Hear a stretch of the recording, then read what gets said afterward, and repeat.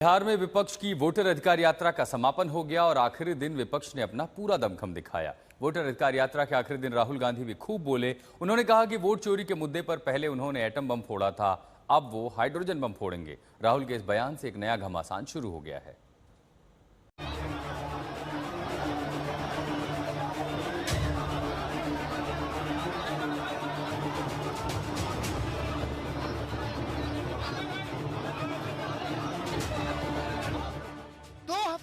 राहुल गांधी और तेजस्वी की जो राजनीतिक यात्रा निकली थी, उसका आज समापन हो गया।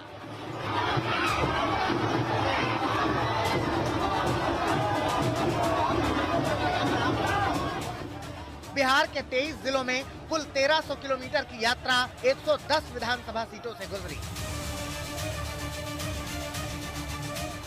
उत्तर से दक्षिण तक, पूरब से पश्चिम तक के नेता बुलाए गए। कहीं तीन भाइयों की जोड़ी दिखाई गई, कहीं इंडिया गठबंधन की ताकत। रूलिंग पार्टी के साथ दो चार हाथ करने को तैयार है। वो विपक्ष जो बिल्कुल नीरस सा नजर आ रहा था, प्रशांत किशोर लीड लेते हुए नजर आ रहे थे। सड़क की लड़ाई लड़ते हुए प्रशांत किशोर ज्यादा आगे थे। पिछले 15 दिन में ये डायनामिक्स बिहार में चेंज हुई हैं।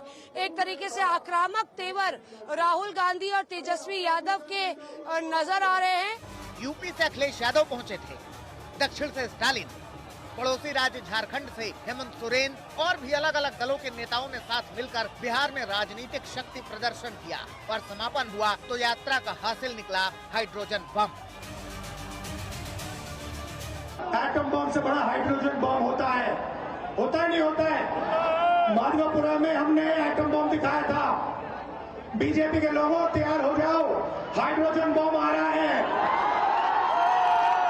हाइड्रोजन बम आ रहा है, तैयार हो जाइए। आपकी जो सच्चाई है, वोट चोरी की सच्चाई है, वो पूरे देश को पता लगने जा रही है। वोटर अधिकार यात्रा के शुरू होने से पहले राहुल गांधी ने इलेक्शन कमीशन और केंद्र सरकार पर वोट चोरी के आरोप लगाए थे, पॉइंटर गिनाए थे और अब वो हाइड्रोजन बम मारने की बात कर रहे हैं। अब बीजेपी की ओर से राहुल पर पलटवार हो रहा है। अगर चुनाव के गणना को लेकर उनका कर्नाटक का एटम बम था तो फुस हो गया। वो दिवाली का एक छोटा पटाखा भी नहीं निकला। वो क्या हाइड्रोजन बम की बात कर रहे हैं? बीजेपी आरोप लगा रही है कि राहुल गांधी और तेजस्वी यादव बम का डर दिखाकर जनता को भरमा रहे हैं। राहुल गांधी और तेजस्वी अफवाह फैला रहे हैं। पटाखा को सुतरी बम बना करके लोगों को भय दिखाते हैं। अरे ये लोग दोनों बैलून है, कोई पिन मार दे तो हवा निकल जाता है। ये दोनों अराजकता का सूचक है। परिवारवाद के राजनीतिक जमींदारी को जागीर समझ लिया है। पूरी यात्रा के दौरान राहुल गांधी आरोप लगाते रहे कि बीजेपी वोट चोरी करना चाहती है, मगर विपक्ष इस बार बिहार में वोट चोरी नहीं होने देगा। उन्होंने वोट चोरी को लेकर एक नारा भी दिया। वोट चोर? क्या प्रधानमंत्री जी वोट चोर क्या कर रहे हैं? क्या कर रहे हैं? वोट चोरी कर रहे हैं। एक नया नारा चला है बिहार में, वोट चोर गद्दी छोड़। इसको प्ले कीजिए आप, लोगों को बहुत अच्छा लग रहा है। वहां भी बोल रहे हैं लोग, चाइना में भी लोग बोल रहे हैं वोट चोर गद्दी छोड़, अमेरिका में भी बोल रहे हैं। मगर ये जनतंत्र है, गद्दी मर्जी से ना तो मिलती है और ना ही छोड़ी जाती है। तरीका दो ही है, पहला चुनाव, दूसरा इमरजेंसी। फिलहाल कांग्रेस में इमरजेंसी लगाने की वक्त नहीं है और चुनाव पर अब राहुल को भरोसा रहा नहीं। इस यात्रा से कांग्रेस को बिहार में अपनी ताकत दिखाने का मौका मिला।